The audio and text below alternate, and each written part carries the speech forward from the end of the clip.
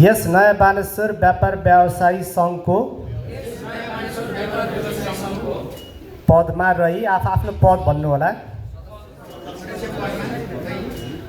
पदीय दायित्व कर्तव्य र जिम्मेवारी प्रति इमानदार भई निष्ठापूर्वक भूमिका निर्वाह गर्ने प्रतिज्ञा गर्दछु। संविधान, कानुन र प्रचलित नियमावली एवं सङ्घको विधानको अधीनमा रही कुनै किसिमको अनियमिततामा संलग्न नरहने एवं संस्थागत गोपनीयता कायम राखी संस्थाको हित र विकासमा पूर्ण वफादार भई काम गर्नेछु भनी यो शपथ ग्रहण गर्दछु।